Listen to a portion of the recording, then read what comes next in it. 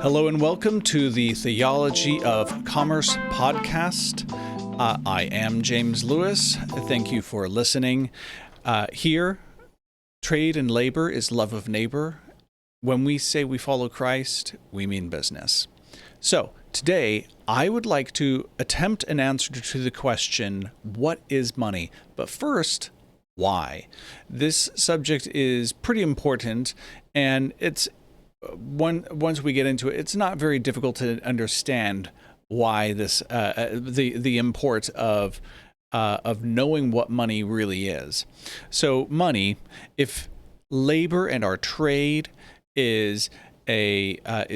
ought to be charity, then money, what we return that trade, how we return for that labor, is thanksgiving, and money ought to be an honest and reliable representation of that thanks. Whenever you do something good for your neighbor and they would like to thank you, you'd like to be able to hold on to the value of their thanks, right?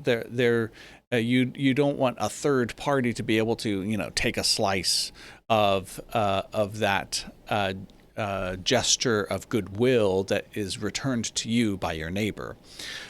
So it's really important, and this third party could be another private party or could be a public party, and that is a danger that we've seen repeatedly over the past century, even more than that. And today's modern United States of America is not an exception to that. Before I move on, I'd like to request that you like the video, comment down below your own thoughts on what money is, or something tangentially applicable to it. Subscribe to the channel if this is content that you enjoy. So, I would like to propose that propose a definition of money, not a be-all and end-all one, but a definition that can be useful for our discussion today. That is a token of thanks, trade abstracted, and evidence of goodwill.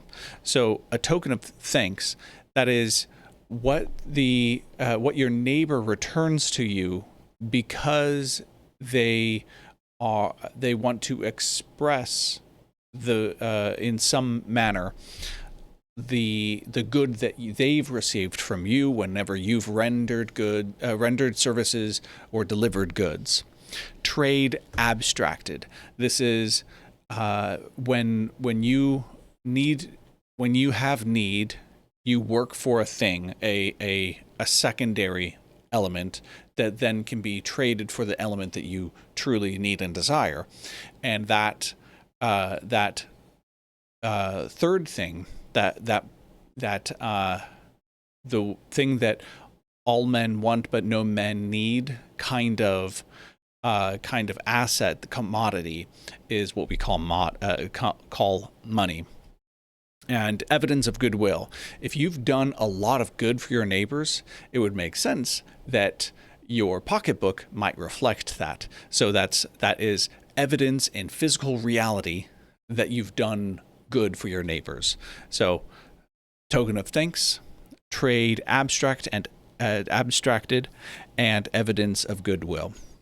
Another definition that you'll see in literature on the subject of money is medium of exchange, unit of account, and store of value. And that's a pretty good definition. It serves as a really good litmus test as to what money could be.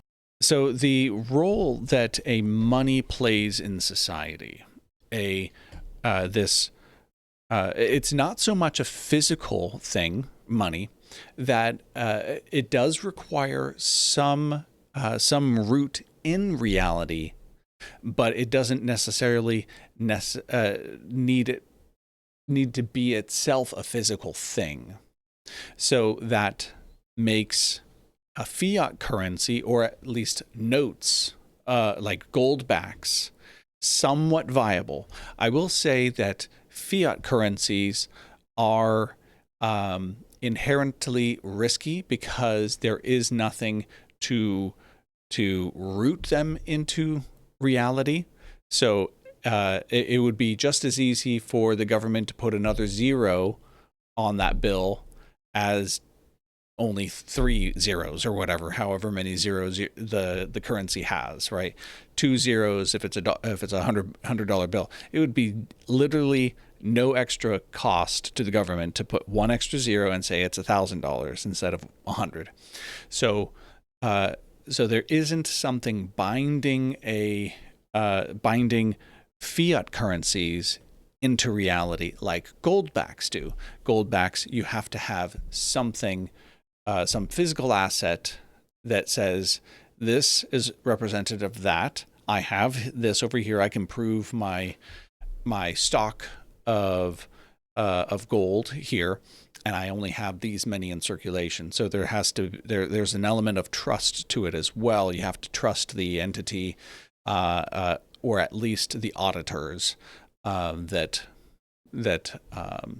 maintain the system. So this the reason I bring up the aspect of being rooted in reality, not necessarily physical though, is that I would argue that Bitcoin is actually one of the better monies as well in today's day and age. It's verifiable. You can't fake it. It's rooted in reality. You can't make more of it easily. It's a pretty good store of value in the sense that it can't be degraded over time. The stock to flow is strictly controlled. Programmatically, you can't cheat it. So there's an element to there. I have a lot more to say on the subject, but I'll leave it at that for the time being. So returning to the subject of theology, when it comes to money, we can think of money as I mentioned multiple times, a thanksgiving in return for goods and services that we render unto each other, and is in a very real sense the lifeblood of a commercial society, which is only one aspect of society, but it is a real aspect, and we need to keep that in mind. So commercial society, it is a complex multi-organism, and we create goodness, truth, and beauty for each other through our trade, through our labor, and money is the flow that represents the good that we do for each other. So thank you very much for your attention. I very much appreciate it. And I would really like to hear your thoughts below about money. What are your thoughts on what money is, what money does? How should we organize ourselves around money? Thank you very much for listening. This is Theology of Commerce, and I look forward to hearing from you down below. Signing off. Some way. I don't know. Whatever.